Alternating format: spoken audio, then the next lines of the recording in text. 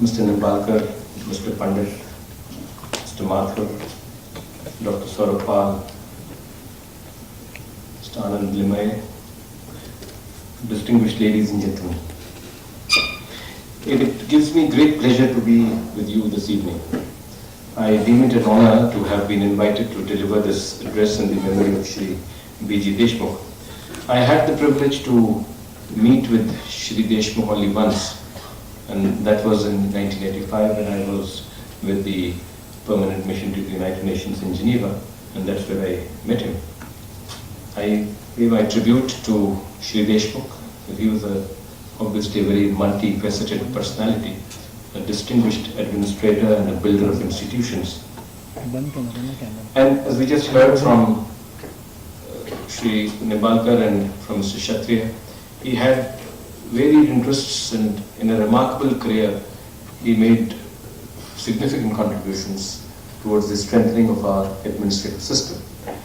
The memoirs to which a reference was made, where he looks back and looks around and thinks aloud as Cabinet Secretary, indeed they record very perceptive and insightful observations on the functioning of government. It is fashionable these days to talk about India's ranking in the ease of doing business. And, we are all engaged in some form or the other in trying to see that we don't graze the bottom of the list, and we rise up of that ladder. But by all accounts, obviously, Mr. Deshmukh was more concerned about the ease of living and not just the ease of doing business, and which is something that I think we should really cherish. I feel the richer for having been invited to speak here today in his memory, and being with you all and hearing about him and getting to know more about him. I really feel that I would have missed something if I had not come. When Dr. Kelkar spoke to me and he requested me to come, I hold him in such respect and awe that I had no other choice but to say yes immediately. And now I feel really nice that I'm here. Allow me to first outline why I have chosen to speak on governance in times of change. Now, I needn't add that my observations here are, of course, personal. The change is in the air. Not only are changes sweeping through the world, and they are sweeping through India particularly, but third generation after independence is coming into its own in India. Children of a new mobile technology, they represent the face of new India. And the youth are joining the workforce in ever greater numbers. There's a transition from agriculture to manufacturing and to service, from unorganized to the organized workforce, and also from traditional skills to occupations based on knowledge and training. Now, there have been so many other transformations and changes, whether they be in changes in the usage of fertilizers or cropping patterns, or people migrating from rural areas for work to towns. Urbanization has been going on apace. So much so that in a few years' time, I think it will be inaccurate to claim that India lives in the villages. Now, following this particularly strong economic growth that we have had in the last 2 decades, the country's economy is being transformed. Financial sector has grown. There's the digital and the IT and telecommunication revolutions which need no retelling. And with the rise in the growth in the economy and increasing industrialization, urbanization, and the rise of an aspirational India, demand for power and for fuel and for means of transport and for rural and urban infrastructure, now this has risen. There's been lifestyle changes in what we eat, what we consume. Now, in the midst of these changes, there have been dramatic improvements in the standards of living of the majority of Indians. It's a different matter that so many of us are still poor, but there has been a change. And this transformation is being felt actually around the world. People are taking note of it. But these changes do not come easy, and they have spawned their own challenges, whether these be political or economic or technological or social or demographic. And we as a country face a lot of challenges in trying to provide an opportunity for inclusive growth and sustain this productivity growth or innovation and manage the resources and manage the environment. And towards this end, it is important that we strengthen governance, accountability and institutional effectiveness. Now, notwithstanding the headwinds and the risks that we face, fortunately, the world believes that India is poised to shape responses to these global challenges. And to that extent, the burden of expectations on the administration becomes even greater. And the government, the bureaucracy and the administration is expected to deliver. That's on one end. On the other, you have an growing assertiveness of civil society and the gaze of an increasingly vigilant media. And there is, of course, and very rightly so, a strong and watchful judiciary, which is good for us. Now, in this backdrop, it is desirable to reflect on how effective our governance system is in meeting these challenges, and also whether there is any mismatch between the way some of our institutions are designed and the conditions in which they are required to perform. Some structural changes and certainly changes in governance styles and methods would be called for if we are to quickly harness and manage this change efficiently and with equity. Now, what is governance? It can be talked about in several contexts, such as international or national or even local governance. The concept is old and there are several definitions. According to one, governance refers to the process of decision making and the process by which decisions are taken or not implemented. Governance reform, again, is a wide term and can span electoral reform or judicial or economic or financial, corporate or regulatory governance, as well as media reforms, strengthening of the grievance redressal machinery and life. One can also think of parliamentary and executive governance, but I propose to confine myself to administrative governance. According to a well-accepted description, which has been quoted in United Nations documents, particularly those of ESCAP, in their lexicon, and I quote, governance requires accountability, transparency, responsiveness, wider participation in making public choices, some measure of predictability in public and private institutions and markets, and is built on the rule of law and control of corruption. It depends on institutions that are effective, efficient, economical, and equitable in the provision of basic services. From the point of view of the citizens and the government, one of the key requirements is ensuring a process of quick and effective decision-making and swifter implementation with simplified transactions and effective delivery. Now, the transitions and changes that have been taking place around us have thrown up several challenges, as I mentioned. Now, the most important of these challenges are those that relate to the citizens' desire that the country's development be fast and equitable, keeping the poor at the center of focus. Now, within this overall objective, there is also the challenge of ensuring, and I can name so many of them, there's food security and to this end strengthening the agricultural value chain, or bringing about a green revolution. Dr. Swaminathan calls for the need for an evergreen revolution.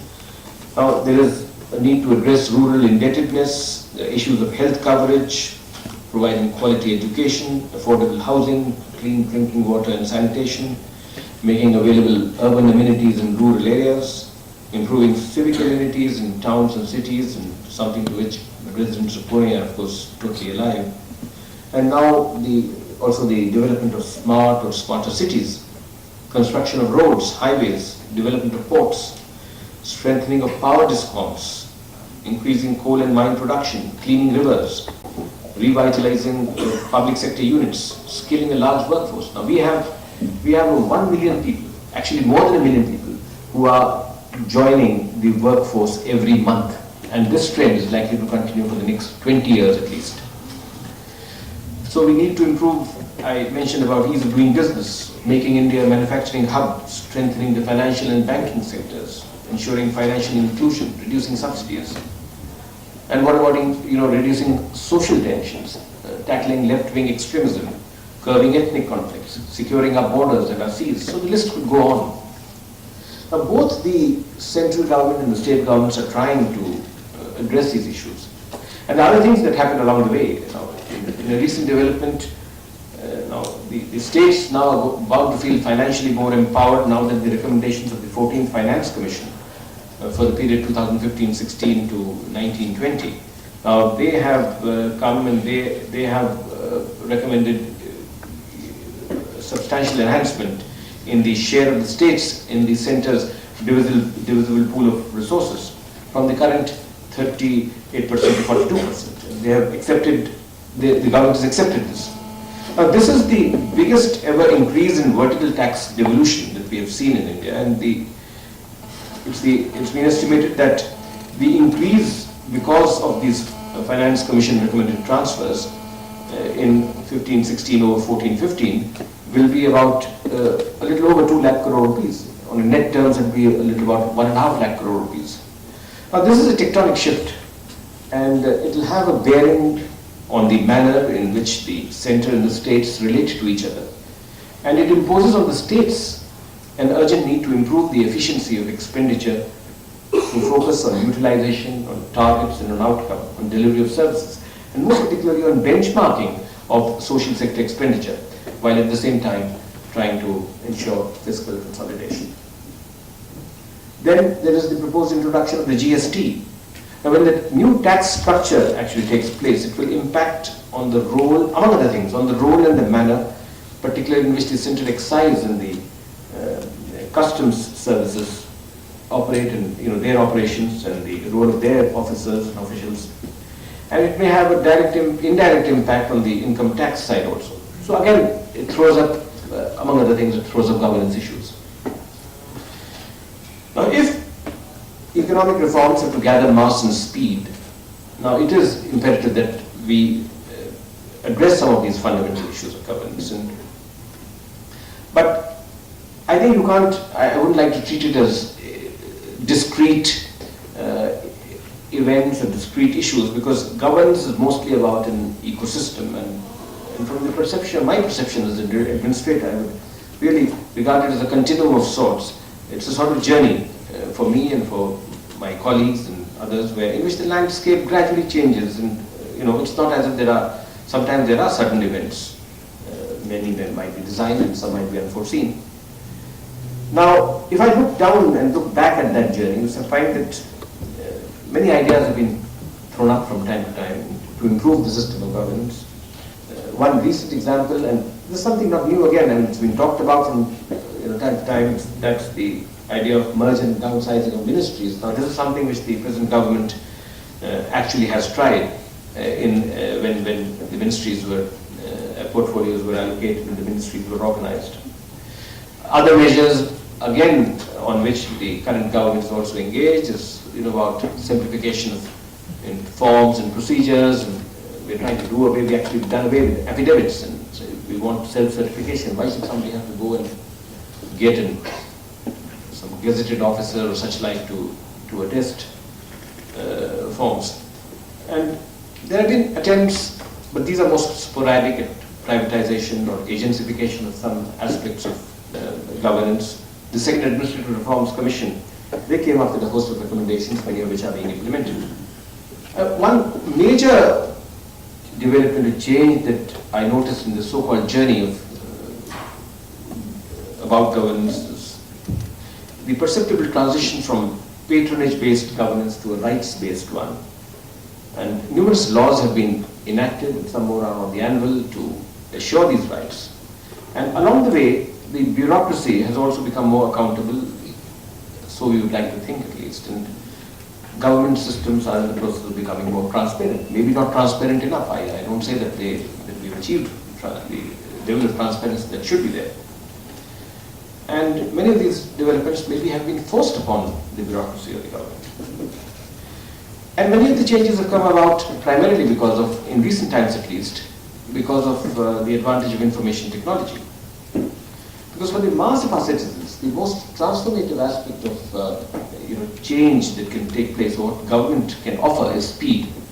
And this has been feasible because of IT.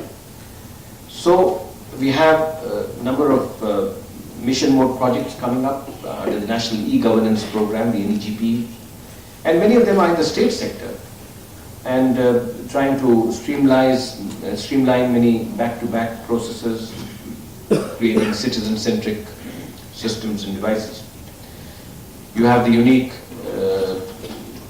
UIDI, the identification project. This deserves a special mention. To get that together with the direct benefits transfer, the DBT, now this is again going to be transformative because, for instance, in the transfer of benefits subsidy for cooking gas cylinders, now this is perhaps the world's largest sort of subsidy transfer system being operated. Then there's the Jan Dhan Yojana, in which virtually every household in the country today has a bank account. Now this sort of financial inclusion on this scale is unprecedented in the developing world, and this effort was bound to yield multiple advantages, many of which we haven't even thought of at the moment. There's a silent revolution going on in the digitization of post offices, which most people don't know about. So gradually, there could be other examples, and gradually we are becoming more of an empowered society. It might sound a grand term, but we are moving in that direction. And we are not can't say that India is a knowledge economy, yes, but we should move towards that direction. Leaning towards crowdsourcing is now becoming, it's something that's, I won't say popular, but started to be used. And in fact, the logo for the Swachhta Abhiyan, where you have Gandhiji's spectacles as a logo, you would see that in a lot of government correspondence also. Now that logo was picked up through crowdsourcing. There are numerous other e-platform initiatives which I don't wish to go to just now. So you have changes taking place elsewhere, for instance, the recently concluded coal auctions or the telecom spectrum auctions or mines auctions, again trying to rely on increasing transparency and the use of IT in conducting these auctions. So with this, service delivery is in the process of improving. Again, I am careful with my words. I'm not saying it's improved or it's reached its desirable level of efficiency, but it's in the process of being.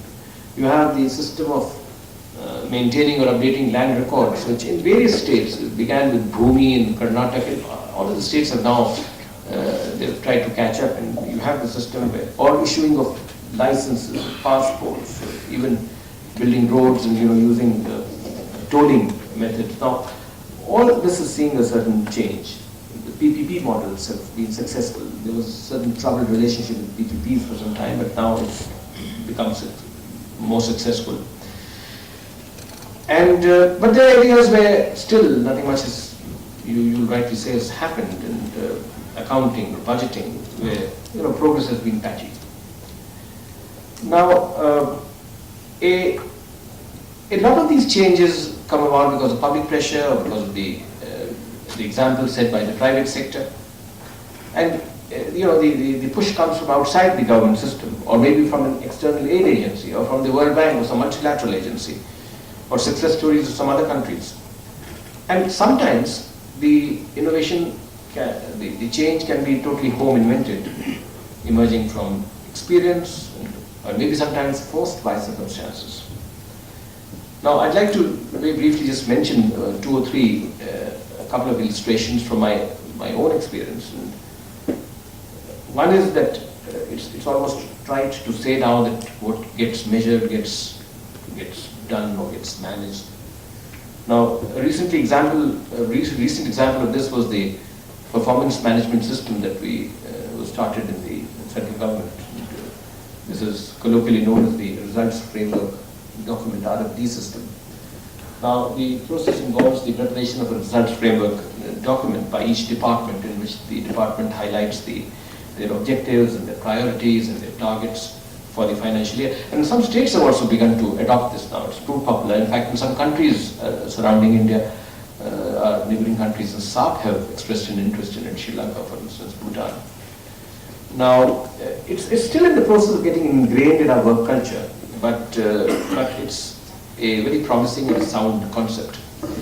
Now, another example of innovative governance is that of the so-called Project Monitoring Group, or PMG. Now, this was set up again out of necessity because it was found that there are a large number of infrastructure projects in the country, whether private or public sector, which were stranded or stalled because of lack of clearances. And traditional methods of trying to solve these this impasse was somehow not succeeding, and the projects remained stalled.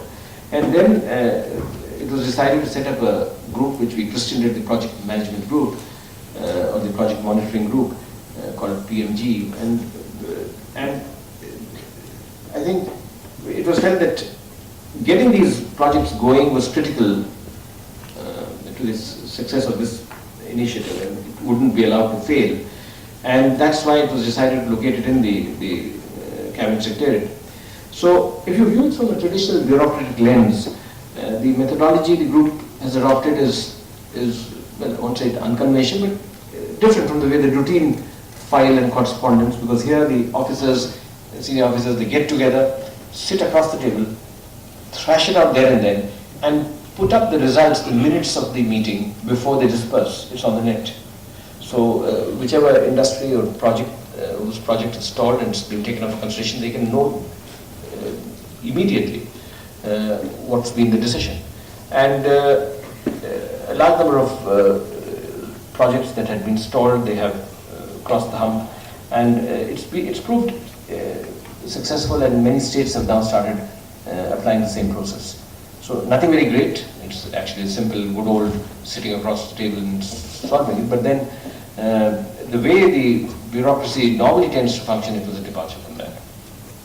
And close coordination in a different context, I find that always, I mean, again an old remedy, but it always yields good results.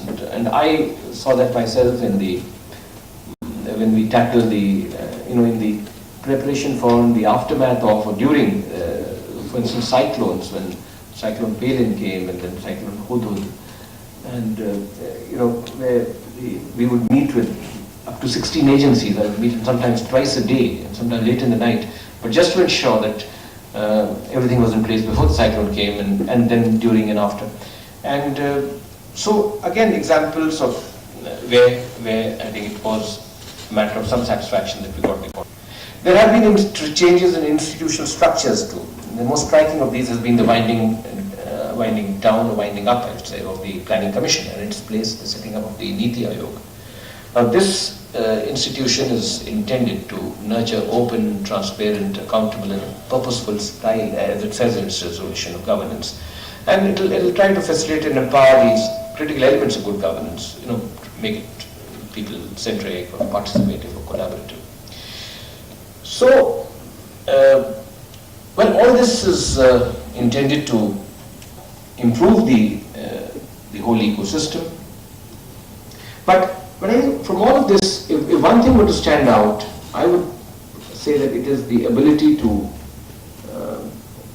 deliver services and to improve on that ability. And in so process, we can't afford to have a trade-off between efficiency and equity. We keep equity in mind. But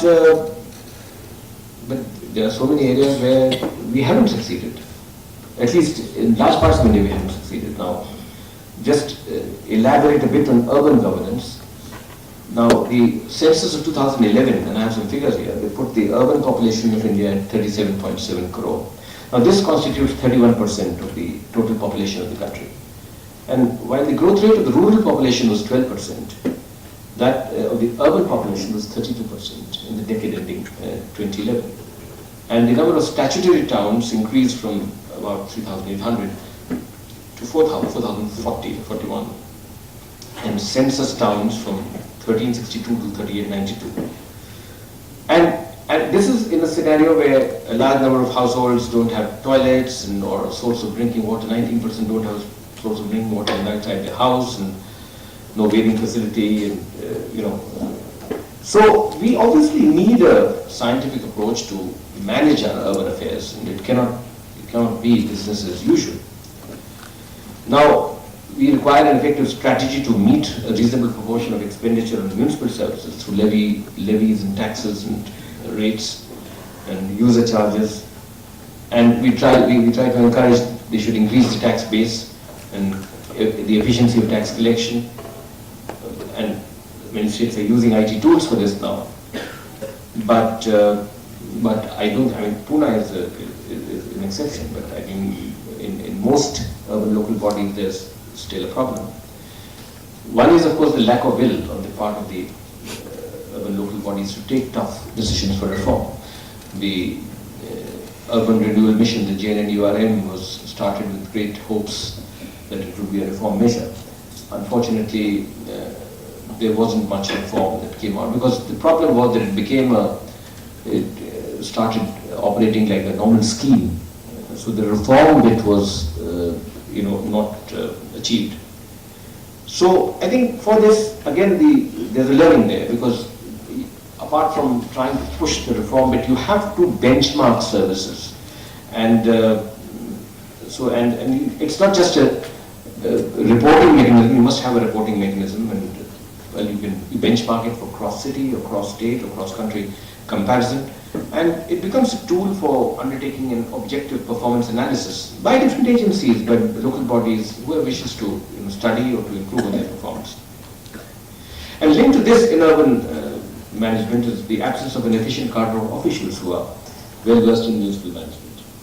Now, we are conscious of the fact that there is a need to train and bring about such bureaucrats and engineers and tax people who are, and they should have compulsory postings, not just train them earlier in their career to these corporations. I was mentioning to the Chief Secretary earlier in the day that we have taken a decision, has been taken that as far as IAS officers are concerned, typically they regard their career profile in the earlier first few years to move from the academy in Missouri to being a sub-divisional officer, and then going to the Zilla Parishad, and then becoming a collector in 4, 5, 5, 6 years. But we propose to now bring them to send them compulsorily to a posting in a municipal corporation somewhere, so that they can cut their teeth in municipal governance, and they should know what it is. So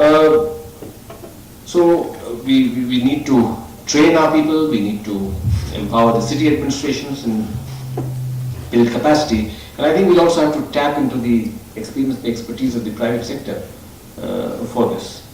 And so this will be a big challenge. But not just the private sector in terms of industry, but more important, I think, what is required is to get the people, get the citizens to have ownership of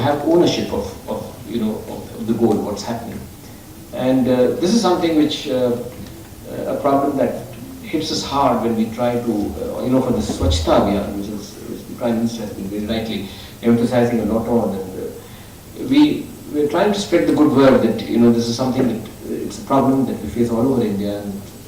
But when you reflect on that, it's not really a hardware problem. I mean, you can't just simply solve it by saying that to make one toilet requires so many rupees and multiply it by so many crore because you require this number of toilets, and well, you have that solution. No, it's not going to work that way. It's a software problem. It's a mindset problem, and you require champions in society, in civil society. You want those champions to lead the charge to change the mindset. So until that is done, it will be money not well spent. Same problem we are trying to address in this campaign for cleaning up the Ganga.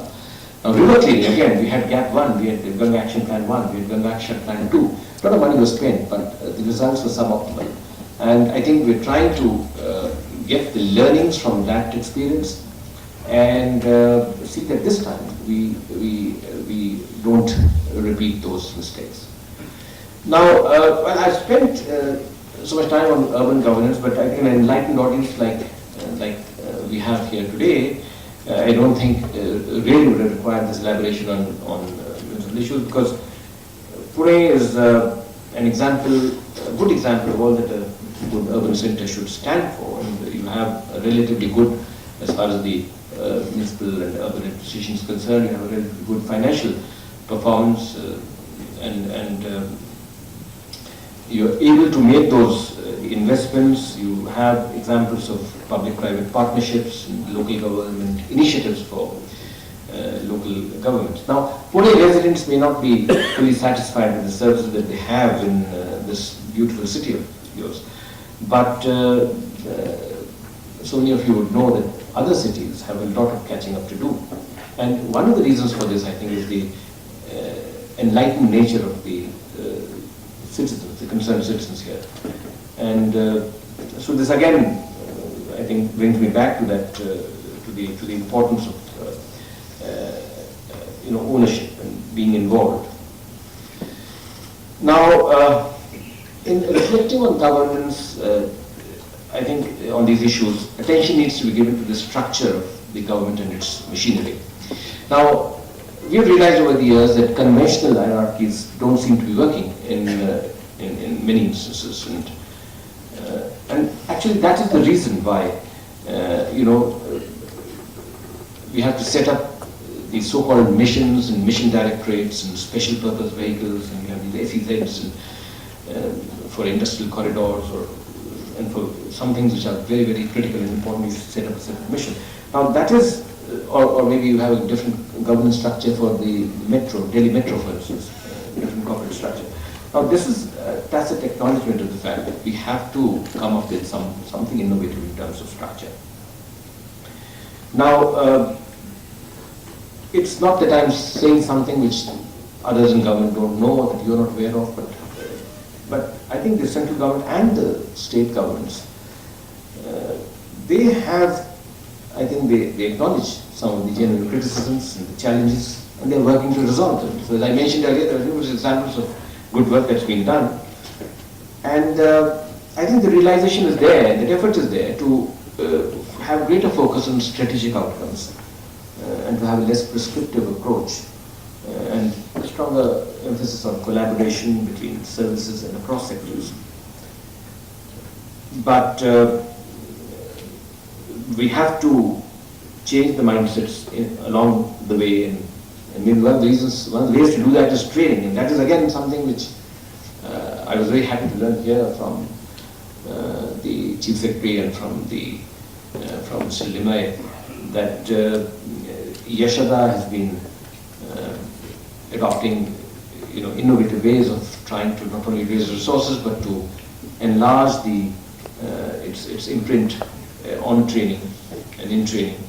Because in the central government we have a tough task for us, because there are about 3.6 million, 36 lakh employees of the central government, and of which about 1 lakh, and short of that actually, 96,000 are in Group A, and the rest are mostly in Group B and Group C.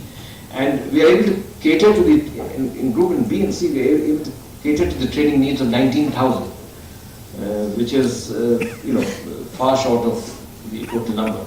And until you train, you can't really expect that you'll be able to. So we are at it.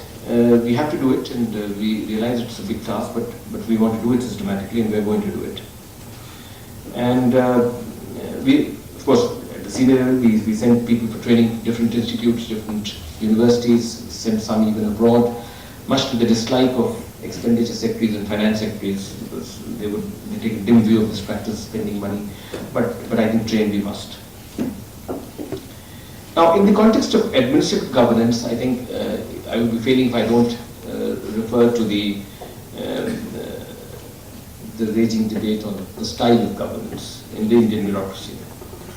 Now, somehow I think it's a culture thing also. We recognize individuals and don't recognize teams, whether in the bureaucracy or even outside in society.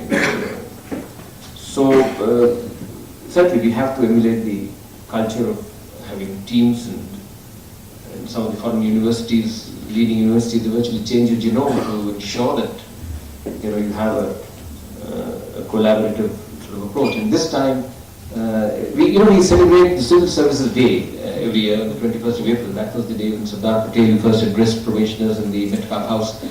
And this time it's going to be different, in the sense that instead of a one-day function where we did some serious discussions and the like, we are going to make it 2 days and involve all the states also. It won't be a Delhi-centric affair.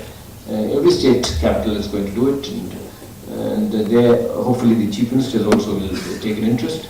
And they will reflect, they will debate, discuss, cogitate, and come out with some recommendations on certain, there's a set of subjects on which they will be urged to, work on those and come up with some innovative solutions and ideas, and that will be shared on the second day with the Honorable Prime Minister, and the Prime Minister would in fact he would interact with the states, he would visit them and do that. In fact, it reminds me, there's another innovation there. Just 3 days ago, Chief Secretary was there, the Prime Minister had a direct videocast interaction with Chief Secretaries of all the states on some selected infrastructure projects. Now this was a new, and I think it's again aroused a lot of interest in the states, and I think they feel, the feedback I've got is that certainly they feel encouraged that they are able to access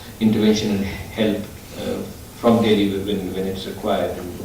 So, but all said and done, I think ultimately these are new situations, new ways of doing things. But that's not enough. We have to, bureaucracies generally have to adapt to new situations. And, it's often said that while the strong institutional memory of bureaucracy, equips it to explain why an idea will not work, any government, not just Indian government, any government machinery is poor at embracing innovation or enacting radical plans. That the civil service is never really designed for overseeing any massive welfare or development programs and so on. And again, the criticism often made, not just in India, if you study what's happened in other countries, including the developed countries, they complain that the bureaucracy is focused more on process compliance than on, performance or building competencies or in building their own human resources. Now, but yeah, we also don't want to perpetuate what is called a tick box culture, where we just compliance with the rules replaces responsible judgment and individual discretion.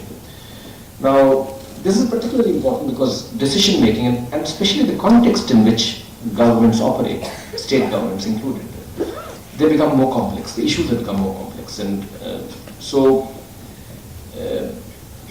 I think to deal with this complexity, we need to think afresh, and we are thinking afresh. We aren't bad sorts actually. So we are trying our best to think afresh. And now whether we have that effective governance model which is required in a technology-empowered world, we have to give up this unending reliance on precedents, because it's confining and it's actually hostile to growth.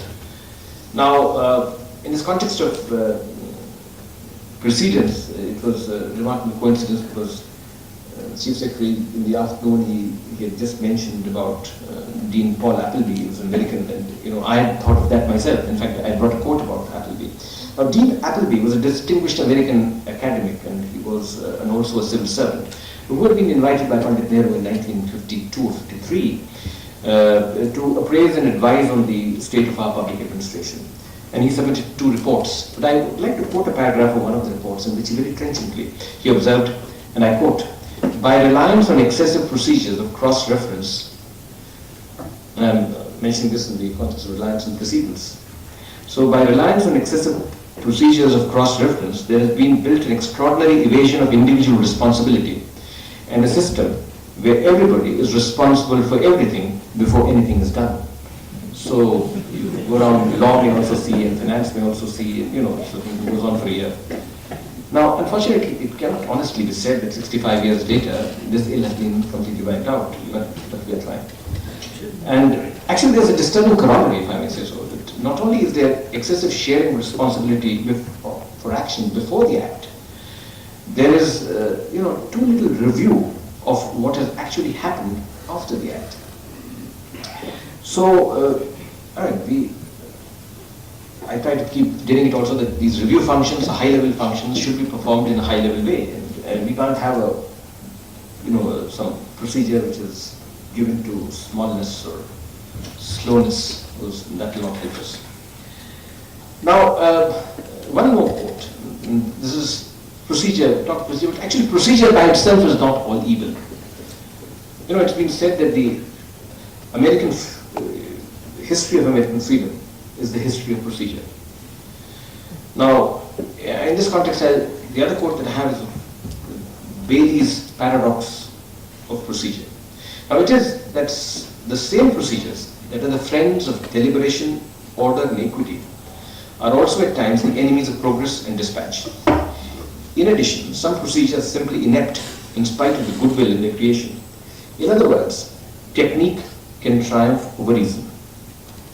Now, Bailey argues that the public servant who cannot recognize the paradoxes of procedures will be trapped by them. But the paradox is that he who deviates frequently is subversive, and he who never deviates at all is lost. And he who tinkers with procedures without an understanding of the substantive consequences is foolish. So, but anyway, routine compliance is one thing, but there are larger issues, and we need to take this into account when any policy is made, and we are trying to make it into account to work out a strategy. Now, strategy is the interface between policy and action. And it's fundamental large scaling up. And why I say scaling up? Because in so many things now, we need to scale up, especially in our country. And so, you can't really break up something into small bits, because otherwise it will be, lost in translation, so to speak. And so we need strategy, we need people to, we need a lot of jousting with each other, and we need people to think, and we need think tanks. And I was very happy, I knew it, but it was only confirmed when Dr. Kelkar mentioned earlier this evening that there are several think tanks in Pune. And so actually there is a paucity of independent inputs for policy making. So it could be anything, security, or foreign policy, or development issues. So, and we need to bring a brand of younger generation, into it. But they come up with new ideas, and they have the professional qualifications these days. So they can look at various dimensions of the problem, and that would, I think the government would welcome that sort of input. And we'll definitely try to have a system where we can welcome such inputs. So that would make our policy making, government's policy making, whether at state level or the central level, more robust. So we require that a candid review and a candid view. So, but again, there should be more debate on this, and forums like these are ideally suited to coming up with more ideas on that. We are beginning to place greater reliance on use of data and information which goes into making of policy and even programs. And this augurs well, because but we have to further develop our capabilities for data use and for data sharing and for data storage and also data privacy. So this is something which we have to do. We have to build in more internal quality assurance. We have to, there's so many scattered ideas that I have, and I'm trying to look at the watch also. Because we need to exit things. Nature destructs. We don't destruct. We don't kill anything at all. You can't kill business in India once it's gone. So again, I think the finance minister's budget speech sometimes he dwelt on. He referred to the need for allowing business to exit. And this is something that we have to do. So talking of new ideas, the Prime Minister this time asked all secretaries of government to go back to their place of first posting, just to see how things have changed in the last 30, 35 years, 40 years. And it was quite an eye-opener. I myself went to Moradabad, where I had my first posting. I hadn't visited the place for 40 years. And a lot of things had changed, and some things had not changed. That in itself was an education. But it gave me an insight into a new development which has taken place, which is e-waste. I realized that Moradabad is a place where computers come to die. By the truckloads from all over India, from as far as Trichy. Trucks are coming there, loaded with keyboards and whatever have you. And they are being dismantled, they are being disposed of, and smelted and to get the precious metals out of them in an unorganized, unscientific, crude, unhealthy manner, totally unregulated.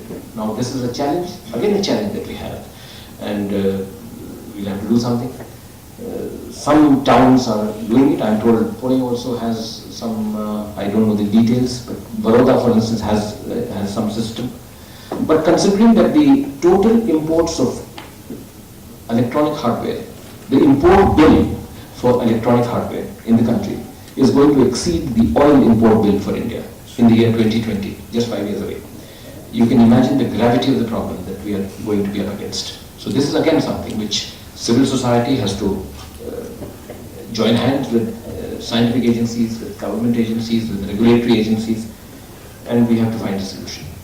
I was very happy to learn that this is an area in which thinkers and enlightened citizens in Pune are engaged in, and there's some discussion going on and thinking going on that. I would be happy to be kept abreast of any new ideas which might emerge. And I don't think we have a final solution to this. We're still grappling with the problem, but certainly this is something that needs to be addressed.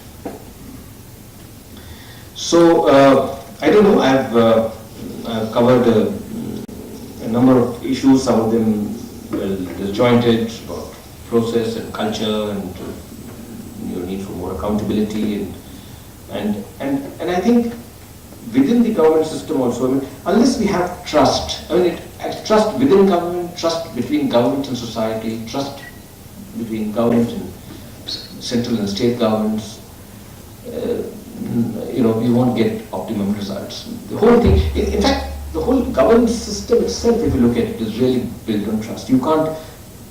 We unfortunately inherited a system from the British which was not built on trust, and we need to, see that it is. Then I think we'll be able to make some progress. Now, as I have mentioned in between a couple of times, there's a lot that the government is doing and doing right, and there's a lot that it hasn't done or it needs to do. And but I think I'll conclude on the note that there is need to, encourage and perk up the morale of the civil service. I have been interacting with young officers and not so young officers in Pune today, and I'm heartened to see their awareness and their keenness to learn and their sense of commitment. And Pune is not unique in this, in the sense that, but it's only a confident civil service that can be effective in coping with the demands of these times and the expectations that we have from a rising India. And I'm hopeful that the traditional core values of the services will, they will drive the pride and they will drive the professionalism across the civil service. And let me assure you that members of the civil service, members of the bureaucracy, they want to make sure that they can do all that they can, all that's in their power to earn and to retain the public confidence and public trust, in their values and standards. Now, I said all this and I spoke of governance and changing time because I mean these are issues which dominate my work, and I thought it would be of interest, of some interest, not only because of the very enlightened nature of Shri Deshmukh and how able an administrator he was, but also because of the interest which a diversified and enlightened audience like you, which are present here this evening, would appreciate. I have endeavored to paint no more than a fragment of a large canvas, and good quick results may not be forthcoming immediately in many areas. They will in some might take a little time, but then in a democracy, I think those things are more achievable and more likely to succeed, which are debated upon by the constituents who deserve. And so Janwani and Dr. Kelkar and Yashada, they deserve every compliment for providing this forum for articulation and for debate. I hope that this discussion today will provide some material for further reflection and for thinking on this vital subject. And I'd like to thank all of you, and particularly Dr. Kelkar for so graciously having me in your midst. I feel really the richer for having come here. Thank you.